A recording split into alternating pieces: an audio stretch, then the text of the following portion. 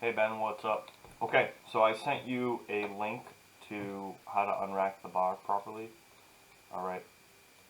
And what we're looking at is when you lock it out, notice how the bar I'll slow this down. Notice how the bar goes up first and then over your shoulder joint. So what we want to see is we want to see the bar come right off the rack into this position. Alright. So you're gonna have to create lat tension, and then once you lock out your arms, you're gonna have to control it and just kind of guide it into position. Okay.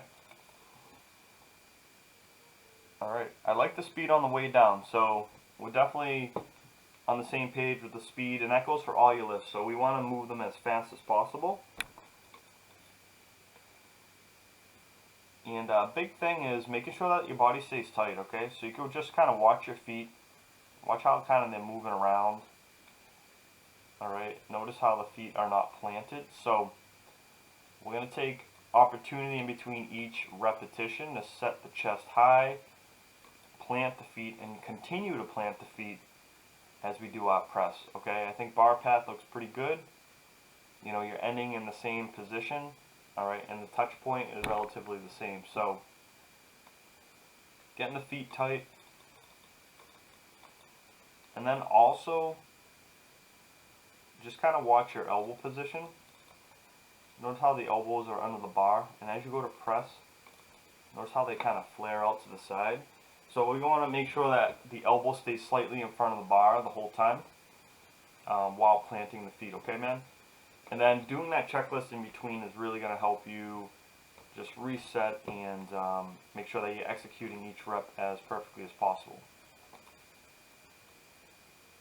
Alright. So I actually think your start position is pretty good.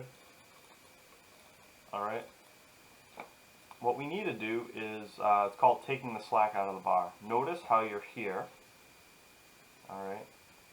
And then watch what happens when you initiate it. See how there's like a jolt? I'll slow that down again. So you're here, the arms are loose, and boom. Okay? So that tells me that there's no slack in the system. That there is slack in the system. You go to initiate, and then you get this kind of jolt, alright?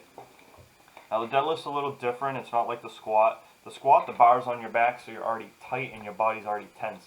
The deadlift, you have to go from completely relaxed to tight.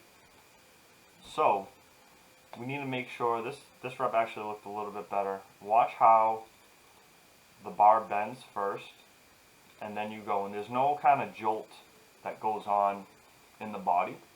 Alright, so that second rep, aside from falling back a little bit, was actually a little bit better in terms of pulling the slack out of the bar.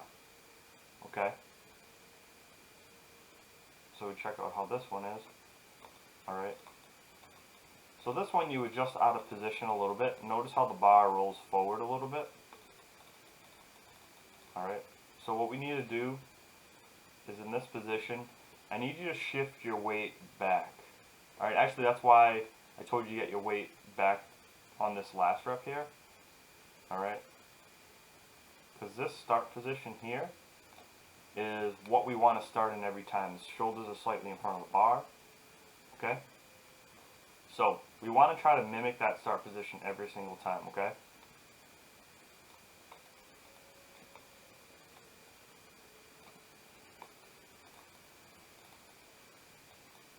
Alright, and what we want to do as well is make sure that we're driving through the ground with the feet, okay? Notice how your back rises first. Alright, what we want to see is we want to see the hips and the shoulders rise together, okay? I'll give you an example of what that looks like. Let's see.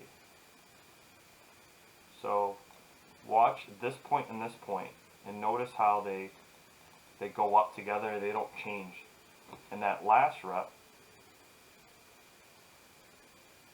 notice how the chest comes up first and the hips kind of stay where they are. Alright, so we want to maintain the back angle off the floor. But got plenty to work on. This is a good first session. Rest up. We're going to be deadlifting a lot, so don't worry about it too much. But I'm going to focus on pulling the slack out a little bit better getting your start position a little better on that deadlift. Okay, man?